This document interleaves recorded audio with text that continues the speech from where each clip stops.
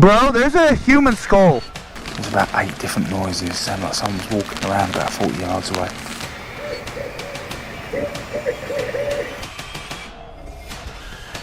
Up there in these trees. Oh, did you see that flash? It looked like... The following footage was uploaded to the YouTube channel Paul So Hard in October of 2025. In the video, Paul and a friend set out on what was meant to be a routine off-road ride, traveling deep into a green belt area on their dirt bikes. Their goal was simple on paper: locate a hidden route into an abandoned racetrack and quietly ride a lap, all without crossing onto private property. To do that, they avoided official entrances entirely, choosing instead to force their way through dense woods, overgrown trails, and unforgiving terrain. As they pushed deeper into the forest, the ground turned against them. Soft sand swallowed their tires, repeatedly bogging the bikes down. More than once they were forced to dismount, dragging and shoving the machines uphill by hand. Despite the exhaustion, they pressed on. Maps were checked constantly. Every faint break in the trees was examined. Every possible opening followed. Eventually, the trees gave way to train tracks. Carefully, they rode across the rails and began descending a steep slope on the other side. The drop was narrow and unstable, demanding full focus. At the bottom of that descent, Paul suddenly stopped. Ahead of him, something lay on the ground. At first glance, it looked ordinary, just another object half buried among rocks and debris. But as he stared longer, the shape became unmistakable. This was no branch, no stone. It was a human skull. Oh, no front, no rear brake is scary. Front tire locked up. Oh my god, that's all the brake we have. Good thing she was in gear. Bro, there's a human skull. No. Yeah, I think so. No, bro, come down here. No way, that looks like a human skull, guys. This is not what I wanted to find. Bro, that's how fast I came. Bro, look at that. Is that not a human skull? I'm about to check her out. I've been watching the Dahmer doc and like... On edge. Bro, that's human. Oh, that is. Like that's dead. Those are teeth. Did we call the cops? I don't know about that one. Like that is a human skull. That is a skull. I don't think I've ever seen one before. Bro, that's teeth and everything. Like That's the weapon. that's kind of scary. Yeah, no, that's super scary. Should we take a photo at least? Yeah. Like I think we gotta go to the authorities on this one. My buddy who's a cop, should we call him and say we were riding in the woods and we found a human head? But it's definitely homeless. They're missing some skull. Some teeth. I've never seen a human skull outside of a... But where's the rest of the body? It's just a skull, like if somebody just dumped the skull here. Yeah, so it can't be that bad. Unless some sort of animal got to him. Yeah. So this is our plan of action? I don't know if I want to keep, like, I think we need to call the cops. Well, call them if you want, but... You don't want to be a part? No, I'll sit here all day long. I don't give a shit. Let me call my friend who's a cop. So I guess my friend said to call 911. That's not what I was trying to do today. That is wild, guys. We found cut this part out. This part? Yeah. I'll leave this part in. I feel like this is good. We're not doing anything wrong. No, nothing at all. Just don't hit it, right? Yeah.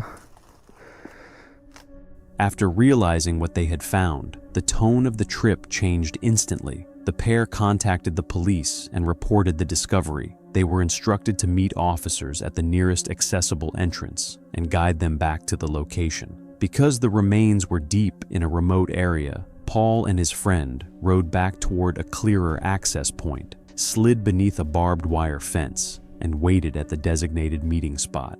When the patrol car arrived, they carefully explained everything they had seen. Together, they followed the officer back toward the property line, where a homeowner opened a gate to allow access. On foot, Paul guided the officer through the fence and along the narrow path back to the skull. Once there, they showed where they had approached from and made it clear they had avoided disturbing anything. The officer began searching the immediate area. That's when the situation grew even darker. Hidden beneath nearby bushes, more bones were found. I didn't see any other body parts. Oh, I did. Where? something right through there. That's got a Oh. piece of bone. Yep. Yeah. There's rest of his backbone right there. Yeah. Must have washed out. Right through here. Yeah. Yeah, if you look. My guess was All the way up. See right there to your left, and then right there behind that. Oh, there's another one, yeah. a shoe. Holy shit. Oh, there's a bunch in there. Holy cow. There's another one there. There's one over there. Holy My crap. guess was All the way up someone the road jumped tracks. off the train. That was my first Or thought. they got hit but- by a railroad. Yeah, track. or Now we got sent up to go get some more cops, so this is really getting crazy. I guess more units. Homicide is coming. Like, this ain't no joke out here. Holy crap. How you doing? Good. I was told to come up here to bring y'all back to the... Yeah, there's another one coming. I guess we can wait for him. Alright. It's crazy. Now we have 2 cops. This is getting hectic, guys. Bringing all units. What on earth is happening? Oh shoot, now there's another cop car and another one. They are deep out here. How's it going? For you though, bud, I don't know where back here in this green belt they'd be shooting. Yeah, no, I saw bullet holes up there. Yeah, normally we'd in and out of here, but y'all find anything else? we really haven't been stepping around it. Just Yeah. keeping it as clean as possible. He was wondering if you could get your phone number. Yeah. You're the one. I'm scared. There's bones in that shoe. Yeah, I didn't even think about it till y'all said something. How often do y'all get calls for this type of stuff, or? This is my first in 7 years No way. for remains like this. Yeah. That's crazy. Usually we find decomps, but Yeah. first in 20 years. No way. Well, thank y'all for y'all's service. Blue and white. Yeah. My best guess is he probably fell, cracked, died, and then the floods came through and washed. Gotcha. Because it's been picked some clean point by it was. buzzards, and I mean I'm not surprised with your audience over there. Oh, yeah. Killing fields when we used to drop deer off in our ranch. 3 Okay. days they pick them clean, Wow. so I would not be surprised about that. Wow.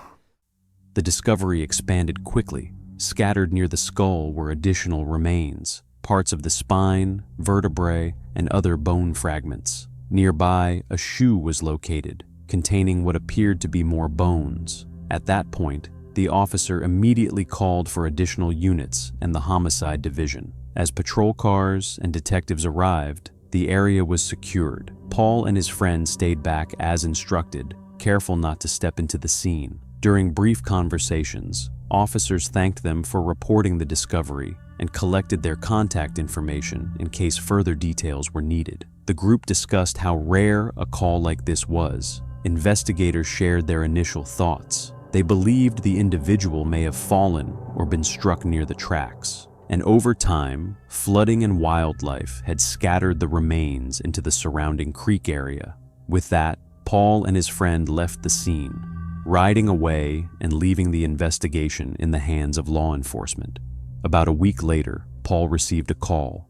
Tell you what actually happened to the person, because it's not what you would think at all. It's actually really sad. So the person had dementia, and I guess they went out there, got lost, didn't know where they were, and just died right there. So that's very sad, but at least we're hopefully able to bring some closure to the family, and they can put him to rest, not in a field next to a train tracks, but give him an actual burial or cremation or whatever he wanted. So that's kind of cool that we were able to, from us being idiots riding our dirt bikes, able to bring a family closure, because I'm sure they love that person. So kind of cool, but also very sad. The truth behind the remains was finally revealed. It was not a murder. It was something quieter and far more heartbreaking. The bones belonged to an elderly man suffering from dementia. He had wandered away from home and never returned. Paul later reflected that by stopping, reporting what they found, and helping officers reach the site, they had unknowingly given a family the answers they had been missing. He ended his video by expressing hope that the man could finally rest in peace, and by offering his deepest condolences to the family left behind. The channel Madison Clydesdale, run by a young woman drawn to solitude and wild places, shared what begins as a simple solo camping video. But as the night unfolds, the sense of safety slowly erodes. Deep in the mountains of British Columbia, she removes every familiar layer of protection. No tent, no sleeping bag. We're going very minimal, except I did bring the battery-powered chainsaw to save me some time. Chainsaw, extra battery, measuring tape, safety glasses, gloves. Food, we kept it very simple besides dog food. I've got a jacket for warmth and a jacket for wind and rain. GoPro, trail cam, headlight, notebook. That's pretty much it. I'm going to put my food in a bear bag and keep this away from my tent for now because there are active bears in the area.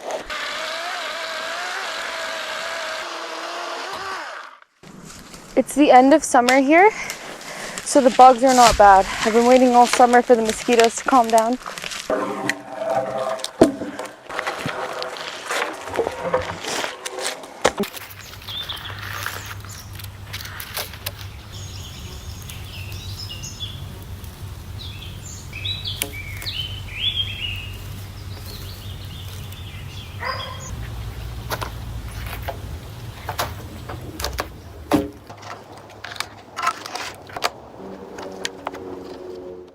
Only a makeshift shelter, assembled in an area where predators are known to move after dark. From the very beginning, the tension doesn't come from something happening. It comes from the awareness of how exposed she truly is.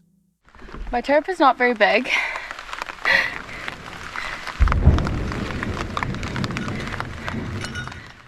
As daylight fades, the shelter is still unfinished. Thunder rolls through the trees, low and distant. Rustling begins to surface in the surrounding brush. A fire is lit early, its glow forming a thin, fragile boundary between one person and everything watching beyond it.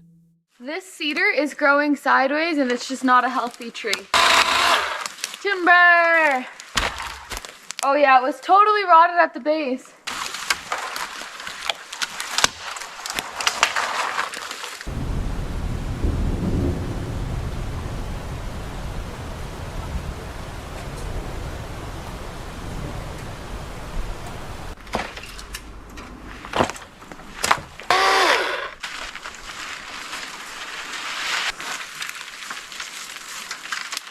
This is what I could get finished in a day.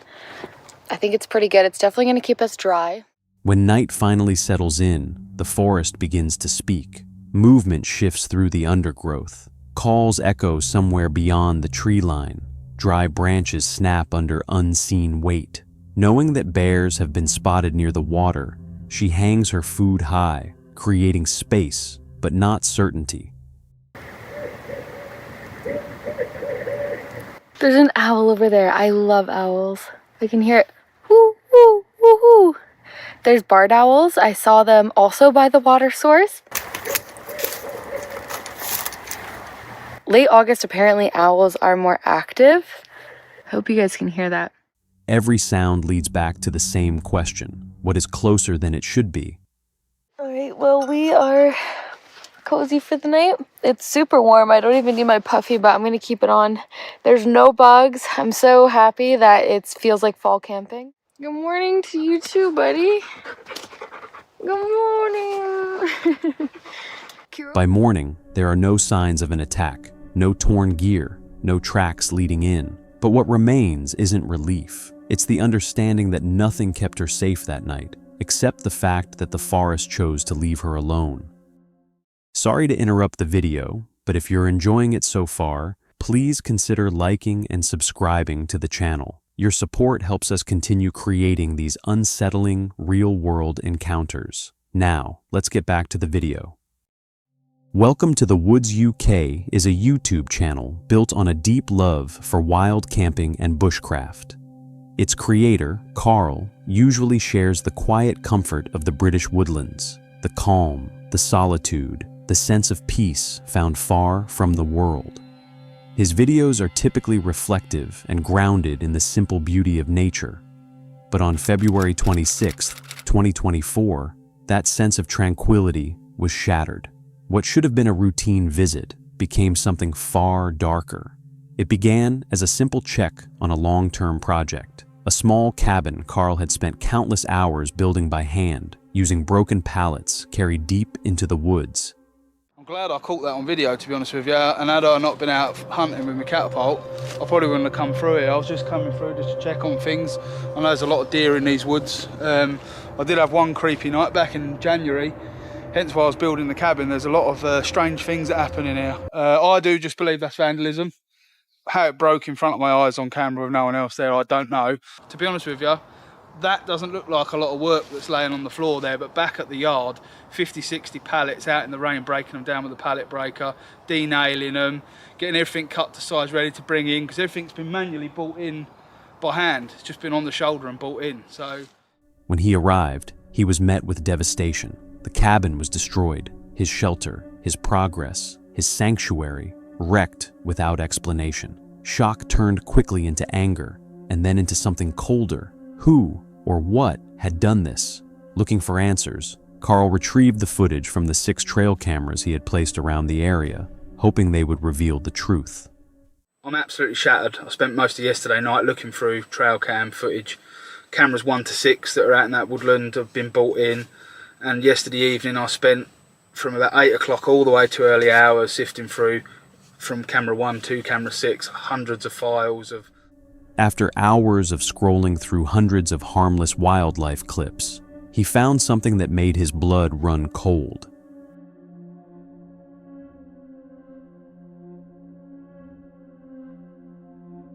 Footage from 2 separate days showed a figure lingering near the cabin, a dark shape moving through the night, and during daylight, someone wearing camouflage. With the landowner confirming that no one else had permission to be there, the situation became deeply unsettling. Determined to confront whoever was trespassing, Carl packed his gear and returned to the woods. It's got darker a lot quicker than what I thought it would, and it's drawn in pitch black, inky black.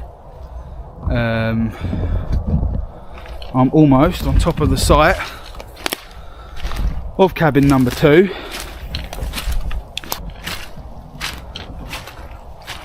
That is where cabin number 2 is. Or was, should I say. You should all remember, it should be put together by now. I was proper agitated that someone's done this to that. As dusk settled, agitation pushed him back toward the remains of his cabin. Then, without warning, the silence broke. A sharp, unmistakable sound.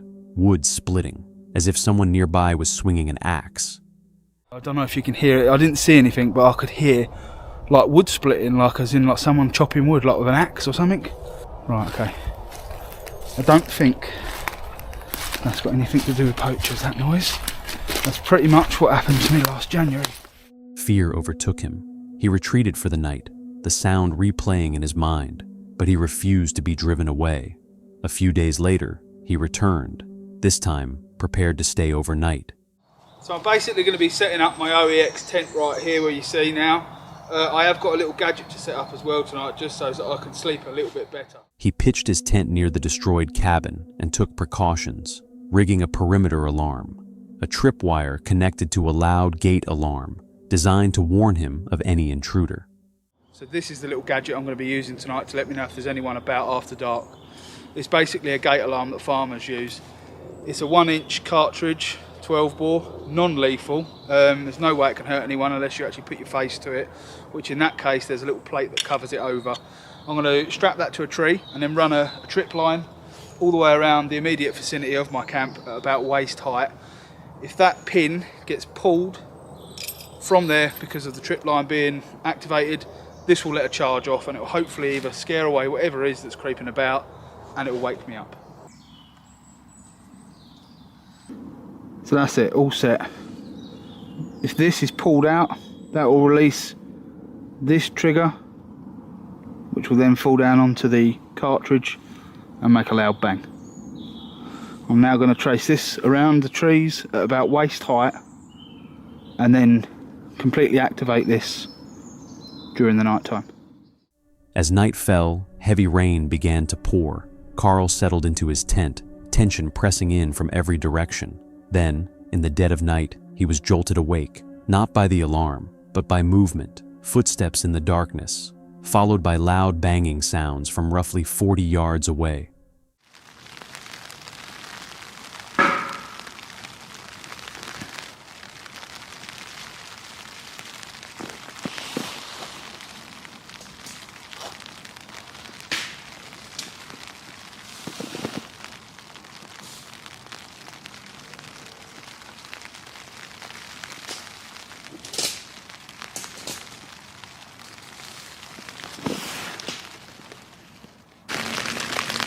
I've not got a clue what that noise was.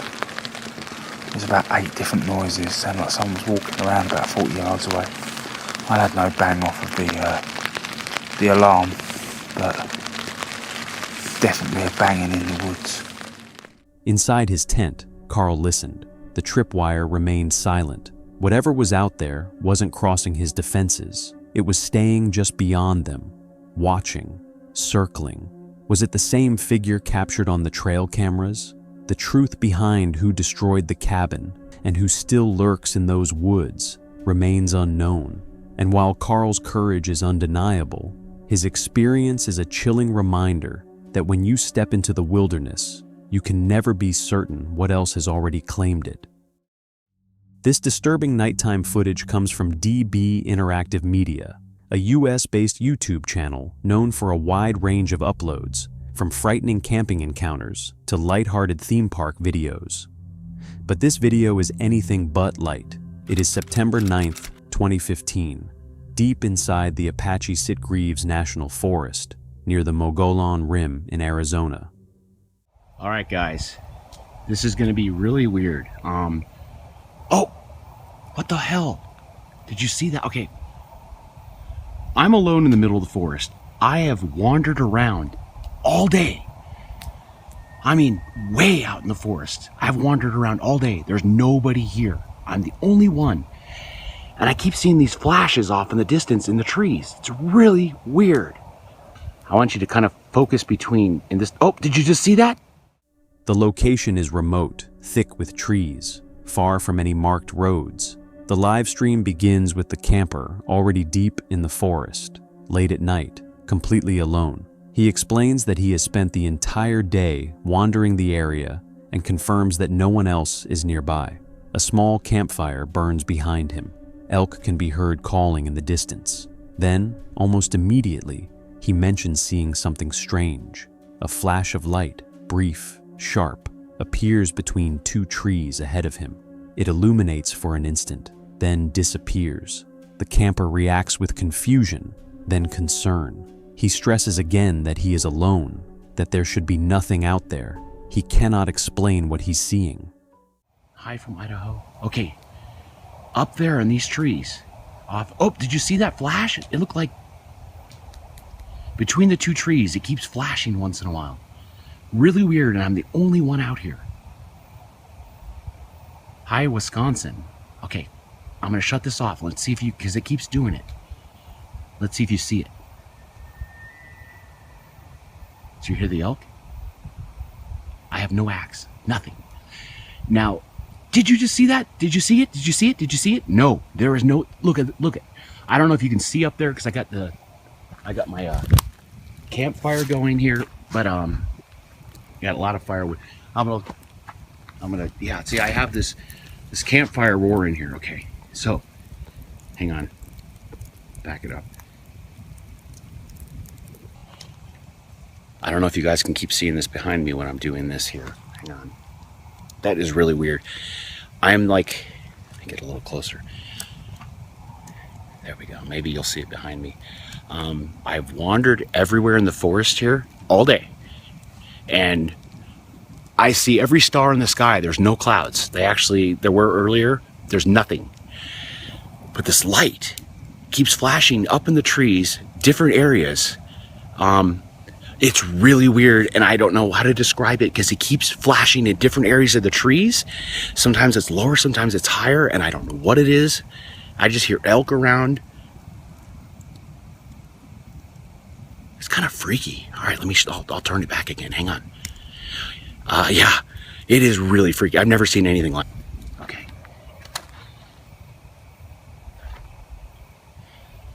All right, let's see if we can see it now. No helicopter. Oh, did you see it?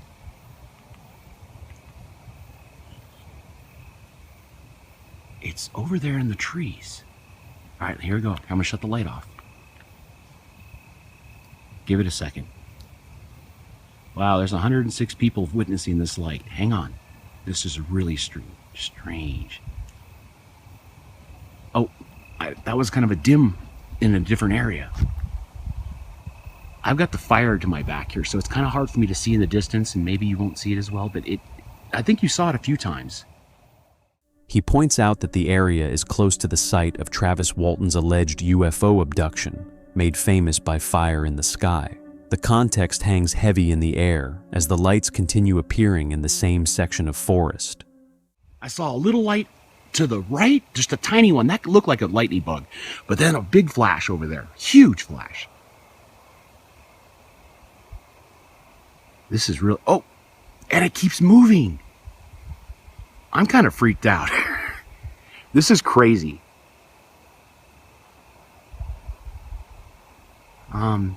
Yeah, flare, but I mean, how often would that flare keep going? And it's been doing it for like 20 minutes. Oh, there it went again. I'm like in the middle of nowhere. Nowhere at all. I have no gun. I have no knife. I have no nothing. I'm not packing anything, no. Sorry, but you what?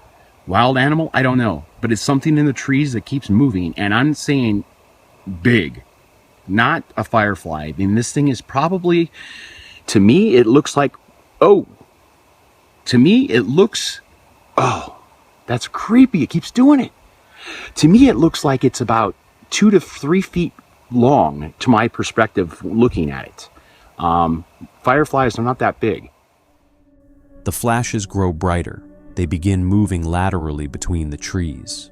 The camper estimates the light is hovering 30 to 40 feet above the ground, staying below the treetops, never touching the forest floor.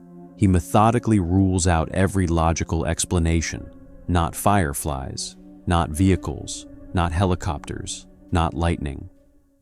Now it keeps looking like it's shining through the trees like a flashlight, but it doesn't hit the ground. It stays in the middle of the trees, about, I'd say 20 to 30, oh, that's like 30, 40 feet in the air. And it like shoots like in one direction. It's like flash, but it looks like it's moving, but it doesn't hit the ground and it doesn't go beyond to the tops of the trees. It just stays in the middle. The light shifts again, this time closer. The camper repeatedly looks behind him, then back toward the trees, openly acknowledging how exposed he is. He notes that he is unarmed and alone. Elk calls echo in the distance, but the rest of the forest feels unnaturally quiet. A bear in the tree, about 30 feet up. And it's weird, it's centered right in the middle of the trees, about 30 feet up. It's localized in that area. It's really odd. I haven't drank anything. Do you guys see it? Oh, and that stayed lit longer. After nearly 20 minutes of repeated flashing lights, he decides not to approach whatever is out there. He stays close to his campfire and his vehicle, acutely aware of how vulnerable he is in such a remote place, with no explanation and no sign that the activity is stopping.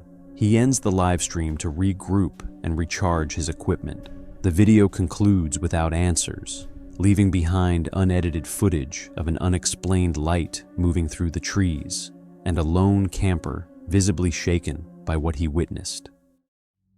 The next video comes from Black Rain Official, a UK-based survival and bushcraft channel focused on solo camping, preparedness, and real-world outdoor challenges. The channel documents unfiltered experiences in harsh environments, prioritizing realism, decision-making, and environmental awareness over spectacle. It is December 18th, 2024. Deep within a remote woodland area in the United Kingdom, surrounded by forested hills carved with snow-covered ravines, the camper pushes farther into the wilderness in search of a place to sleep. The terrain is unforgiving. Steep drops, knee-deep snow. Every step must be placed carefully. Fresh animal tracks appear near one potential campsite. The signs are recent, too recent. Rather than take the risk, he backs away and continues moving. I didn't bring any. I didn't think the snow was thick enough up here yet, but it is.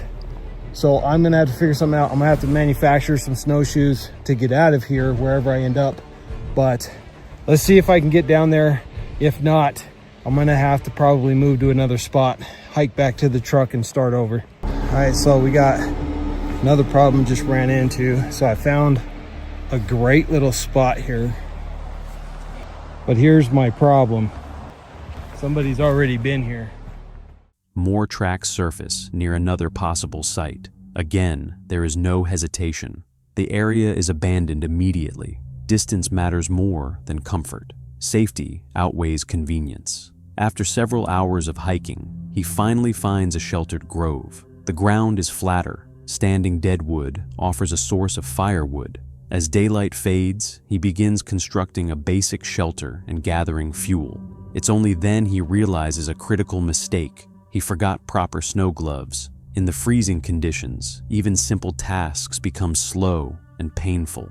With the temperature dropping fast, priorities narrow. Fire becomes essential.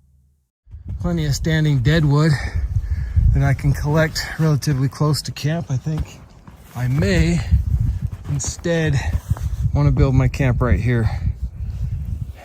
That way I can shield off of that wind that's coming down off of this mountain. So I have another problem. I left my snow gloves at the house like a genius. So all I have is my mechanics desert gloves, which are already soaking wet and completely worthless. So now I have no gloves out here. So I'm gonna have to work fast to get a fire going and dry those gloves out, because I do not want to end up losing some fingers out here. So I got to get this going.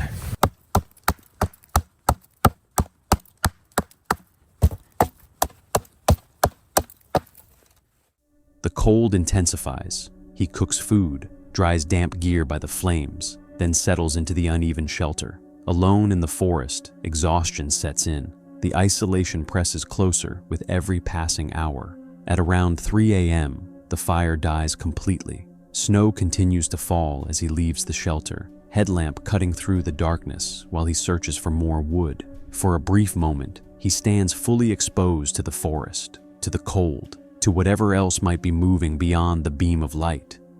Morning brings no relief. Heavy snow remains. The cold is still biting. The sleeping bag proves inadequate for the conditions. Recognizing the growing risk, he packs up and leaves, ending the overnight attempt. This winter camp is not defined by a single dramatic moment, but by relentless pressure, deep snow, fresh wildlife tracks, missing equipment, freezing temperatures, isolation. Each factor compounds throughout the night. The experience becomes a reminder. In remote winter environments, survival is often decided by small choices made early and the discipline to walk away when conditions demand it. And that's it for today's video. If you enjoyed this video, leaving a like helps support the channel. Subscribe if you'd like to see more documented encounters in future uploads.